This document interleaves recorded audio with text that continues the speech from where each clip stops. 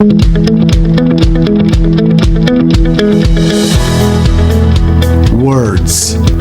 Words are powerful. Words can build and words can destroy. And you know just how powerful words can be simply through your own life experience. I mean, think about it for a minute. Think of a time when you were criticized. How did those words impact you? Or think about a time when you received a warm, sincere compliment. How did those words impact you? That is the challenge, right? Because great leaders, great parents, great role models, they understand the power of words.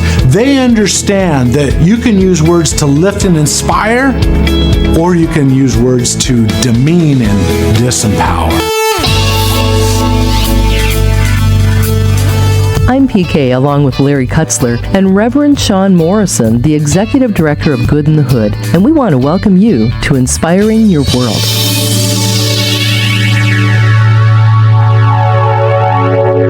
Shawn, in our list of 12 traits of healthy leaders, it's brought us to two more words. One is reproducing, which you'll unpack for us, and affirming. So let's talk about reproducing. That's kind of an interesting word, and it can be taken in several different directions. Your direction today is how? Well, I'd like to use the word then to say when we say reproducing is a multiplier. But I think a real leader does more than just add value. I think they multiply value because they know how to not just do more themselves, but they know how to engage others in a way that helps those same people to engage others. It sounds like a multi-level movement, but it really, in certain ways, those multi-level movements follow principles, I think, right from the Scripture. 2 Timothy 2:2 is a very popular Scripture. When people talk about discipleship or mentoring, they say these things Paul was entrusting to faithful men who will be able to teach others also. That was 2 Timothy 2:2. The goal of a leader was never just to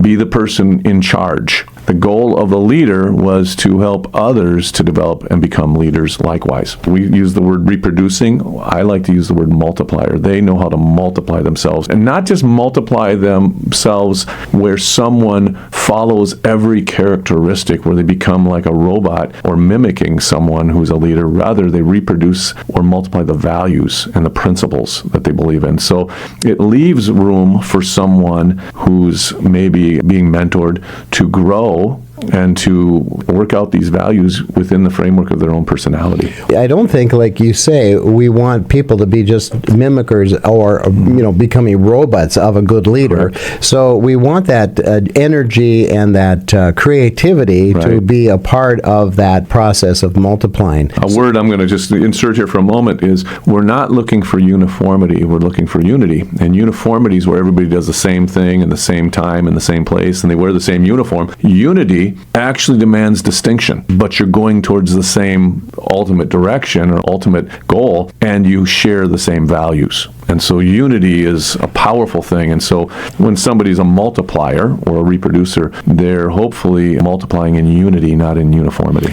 Well, and that will be a safeguard, I would think, against somebody taking the group into a different direction. Correct. Or adding other values that are not a part of that culture. Absolutely, yeah. And those safeguards are very important. And that leads probably to our next word, affirmation. And I think Good in the Hood, the organization that we have, has two things that we tell our team. We want to be a culture of affirmation, and then we want to be a culture of accountability. And so you just referenced that in order to be a good reproducer or multiplier, and with one that's going in unity with values, they have to have these, I like to call them highway guardrails, to keep people from drifting. Well, that's true. That's accountability. When we have a culture of accountability, then it's a safe place. When we have a culture of affirmation, now we're actually calling out those things that people do well. And when you call out those things that people do well, everybody recognizes the gifts and talents of one another. And a good leader knows how to call forth those things out of others. They know how to draw it out of someone and to encourage this person to not merely be a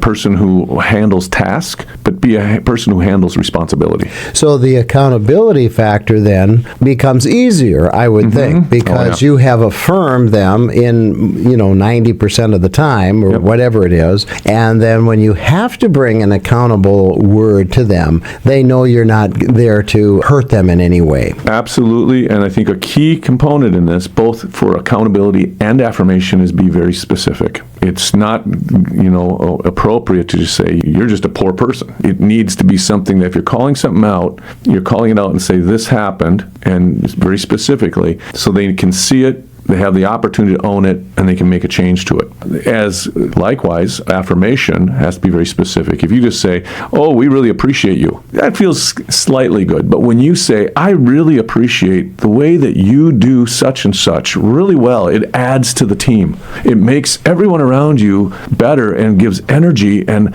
I have seen, because that way you employ that gift and that talent or that trait, that we have all become a better team. It feels good when somebody does that. That's correct. Is there a danger, however, to be so affirming that it becomes sort of flattery?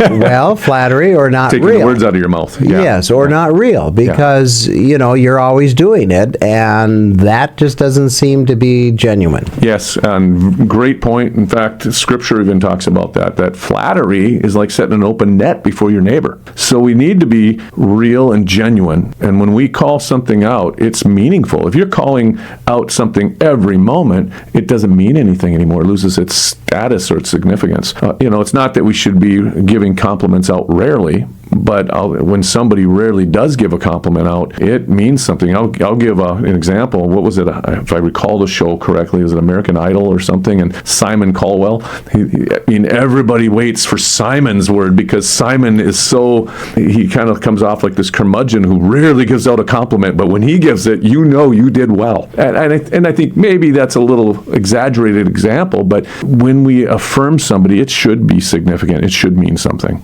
So when you have an affirming environment, is there exercises that you challenge people to think through? In other words, I know sometimes somebody challenged me once and said, you know how many negative words you use during a day? And I never really thought about it until I started to be self-aware of my language all day long. Do you do affirming exercises amongst your team? Yeah, we do. It's to help bring awareness. You can't change what you're not aware of. And so we continually just talk about this is what we're a culture of. And then we actually, instead of doing put downs, we do put ups. And so it's just a way of saying it. I learned that actually from a friend of mine who used to do it he was coaching a basketball team. And at the end of every practice, he'd say, okay, I want you all to think of one put up for somebody here on the team or for the team itself. And he goes, we have become such a society of put downs, but let's change that. And what it does, it flips your mind from being a negative person to being somebody that looks for the good in others and looks for the way to turn lemons into lemonade.